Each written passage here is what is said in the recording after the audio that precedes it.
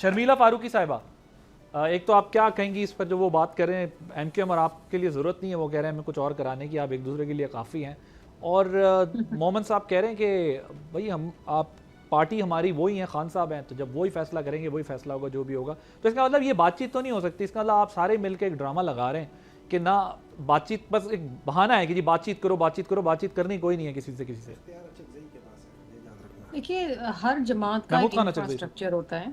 अभी तो आप हर कह रहे थे किसी जमात के का पास नहीं एक है। इंफ्रास्ट्रक्चर होता है। अच्छा अच्छा, जी जी शर्मिला साहब सॉरी। देखिए, हर जमात का एक इंफ्रास्ट्रक्चर होता है और हर जमात की एक आइडियोलॉजी होती है।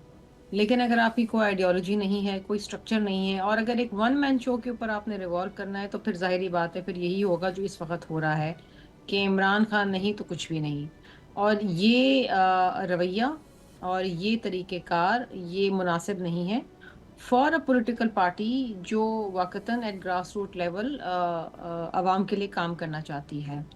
शख्सियात के ऊपर जमातें नहीं बनती हैं। शुरू में ज़रूर ऐसा होता है कि एक शख्स जमात बनाता है, लेकिन उस जमात की फिर एक आइडियोलॉजी डेवलप होती है। वो रहे ना रहे, जमात चलती रहती है और जमात काम करती है। शहीद जुल्फ़िकार अली भुट्टो साहब बेगुनाही में उनको अदालती कत्ल कर दिया गया, फांसी चढ़ा दिया गया, वो चले गए, जमात चलती रही।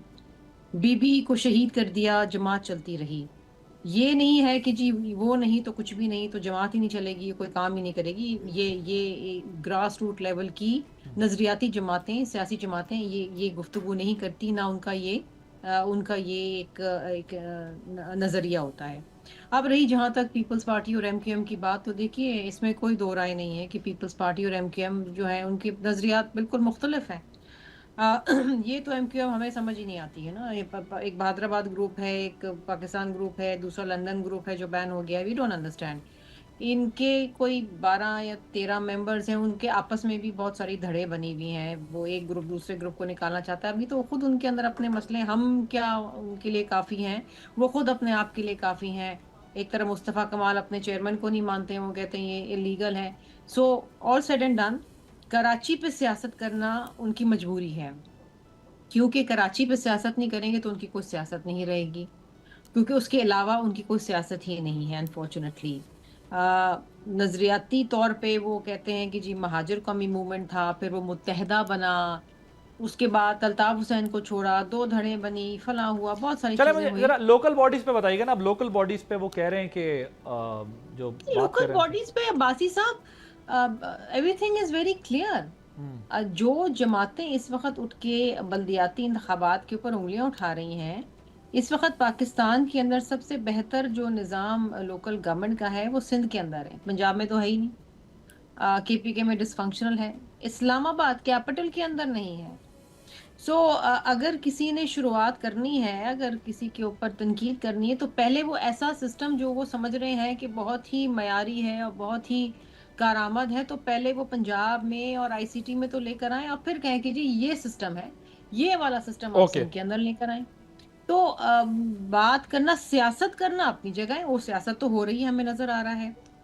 लेकिन अगर वाकतन आप आर्टिकल 140 ए के तहत एम्पावर्ड लोकल गवर्नमेंट सिस्टम बनाना चाहते हैं, जो कि इस वक्त सिंध में मौजूद है, आपको उस पर इख्तलाफ होगा, आपको शायद वो नहीं पसंद होगा, आपको मुशर्रफ के दौर का पसंद होगा, एक डिक्टेटर के दौर का।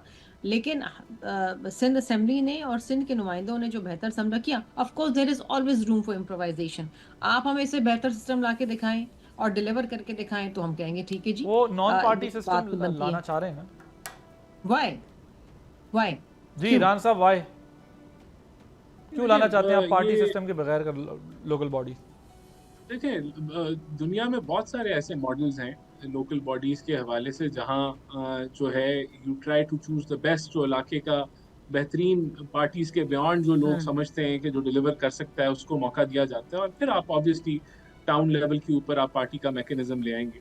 तो ये इट इज़ अ मिक्स। तो ये ऐसा नहीं है कि कोई ये यूनिक मॉडल है। दुनिया भर में बहुत सारे मुल्कों में लोकल बॉडीज जो हैं वो ऊपर आपके प्रोविंशियल और सेंटर के लेवल के ऊपर पार्टी बेस्ड होता है, और फिर लोकल बॉडीज के ऊपर आपका नॉन पार्टी बेस्ड होता है। तो ये कोई ऐसा ओके, मॉडल नहीं है जो चले इसका तो तो आपने ये तो जवाब दे दिया। आप पंजाब जरा के ऑडिटर जनरल इसके की रिपोर्ट में जो मुख्तलिफ वजारतों में बड़े बड़े पैमाने पर बेकायदियों की, रेगुलरिटीज़ का और गवर्नेंस के जो फ्लॉज हैं उसको आइडेंटिफाई किया गया है, गवर्नमेंट का इस पर क्या स्टांस है? देखिए, ऑब्वियसली ये कंसर्निंग है, और हम जो है वो प्राइम मिनिस्टर ऑफिस से सारी वजारतों को हिदायत है कि वो अपनी डिपार्टमेंट की ऑडिट कमेटीज़ जो हैं जिसके अंदर ये ऑडिट किया जाता है, उसके अंदर इन ऑडिट पैरास को सेटल करें जल्द अज जल्द।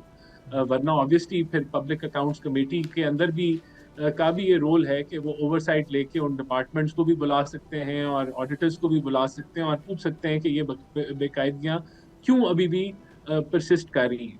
तो ये एक ऐसा नहीं होता कि अगर उन्होंने कहा है कि कोई मिसाल के तौर पे 100 अरब का कोई स्कैम है तो वो स्कैम है, उसकी डॉक्यूमेंटेशन के अंदर डिले हो सकता है जो अभी तक डिपार्टमेंट ने सेटल नहीं किया।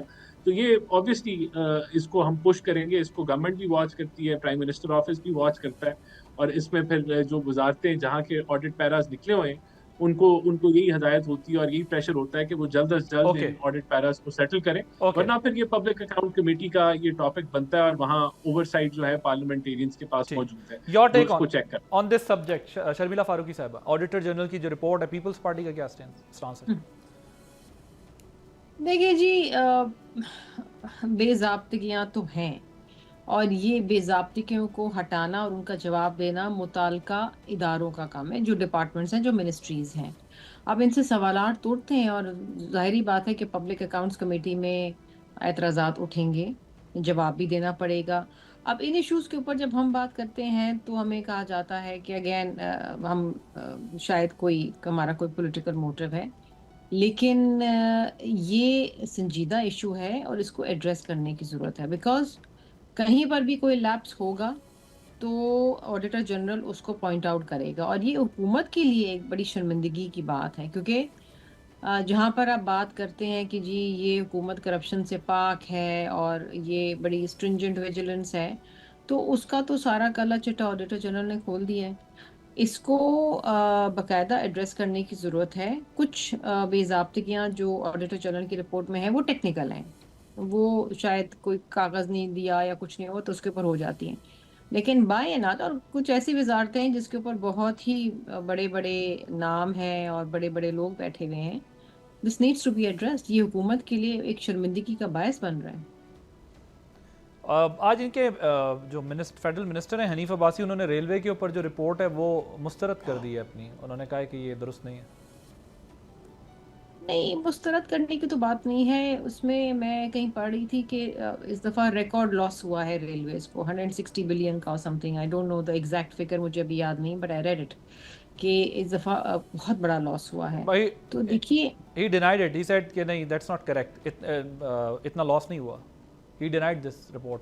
देखिए रेलवेज तो मुसलसल जो है वो नुकसान में जा रही है। NHA जिसको इस दफ़ा बजट में सबसे बड़ा चंक दिया है फंड्स का, वो मुसलसल लॉस में जा रहा है, मुसलसल। मैंने बजट में ये बात भी की थी और मैंने ये कहा था कि आपने सबसे ज़्यादा पैसे NHA को दे दिए हैं, प्रोजेक्ट्स भी उनको दे दिए हैं, और सबसे ज़्यादा जो लॉस में जा रहा है वो NHA जा रहा है।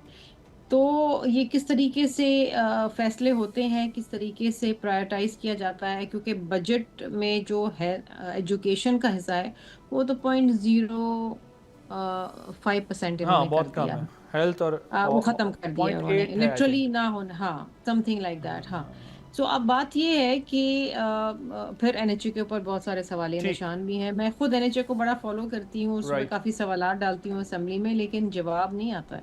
Right, thank you so much. Subscribe करें और बेल दबाएं ताकि कोई खबर रह न जाए।